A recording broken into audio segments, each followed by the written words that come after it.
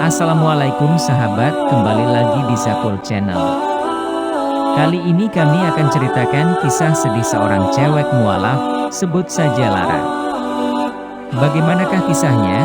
Yuk sama-sama kita simak video ini sambil merenungkan. Lara adalah seorang mualaf, dia adalah seorang mahasiswa Fakultas Psikologi yang tidak selesai kuliah karena kekurangan biaya. Lara yang masuk Islam karena mendengar suara azan ketika sedang bermimpi. Lara memiliki kisah yang cukup menyedihkan. Ketika Lara duduk di kelas 2 SMA, ada seorang temannya yang berbuat jahat dan akhirnya menghancurkan psikologis Lara. Suatu hari ketika Lara sedang menghadiri pesta ulang tahun temannya, seorang teman Lara, Yeni, mengajaknya mampir dulu ke sebuah restoran. Ternyata Yeni yang ternyata adalah suruhan Mika, mantan pacar Lara, menaruh obat penenang di dalam jus jeruk yang dipesan Lara.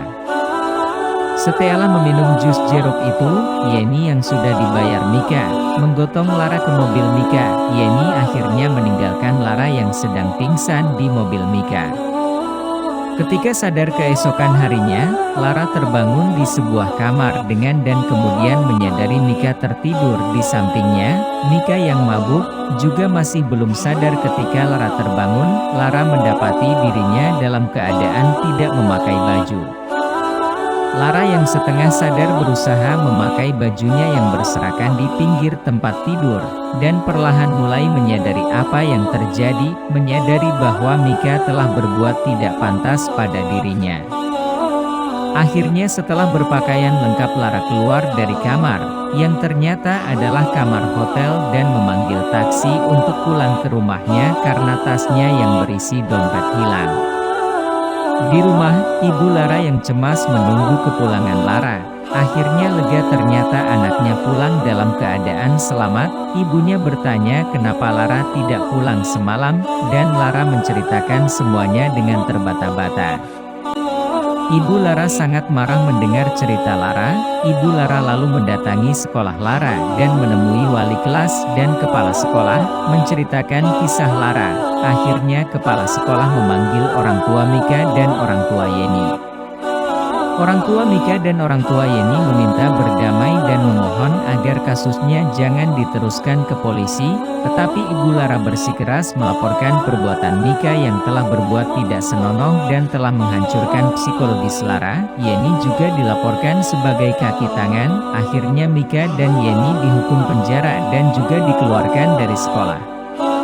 2 bulan setelah peristiwa tersebut, diketahui bahwa Lara hamil. Lara sangat shock dan ibu Lara meradang dan sangat marah. Ibu Lara mendatangi rumah orang tua Mika, tetapi ternyata orang tua Mika lepas tangan, karena menganggap dengan ditahannya Mika di penjara maka kasus tersebut sudah selesai. Akhirnya karena hamil dan malu, Lara juga berhenti sekolah. Setelah melahirkan, Lara meneruskan sekolahnya dengan mengikuti kejar paket C dan bisa lulus. Setelah lulus, ibu Lara mengirim Lara ke Jakarta untuk kuliah. Anak Lara dirawat oleh ibu Lara. Setelah memasuki masa skripsi, ayah Lara meninggal dan usaha fotokopi milik ibu Lara pun bangkrut. Ibunya tidak bisa lagi membiayai kuliah Lara yang hanya tinggal skripsi. Akhirnya Lara bekerja di salon. Setelah 2 tahun bekerja di salon, akhirnya Lara menjadi mualaf.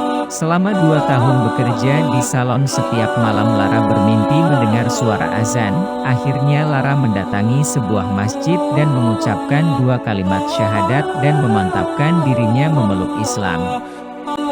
Setelah memeluk Islam, Lara akhirnya bisa membuka salon khusus untuk muslim dan membawa anaknya tinggal bersamanya. Lara yang sedih karena mendapati bahwa anaknya setiap hari dipukuli oleh neneknya alias ibu Lara yang menjadi stres karena ayah Lara meninggal dan usahanya bangkrut. Lara menitipkan ibunya di rumah sakit dan membawa anaknya tinggal di Jakarta bersamanya.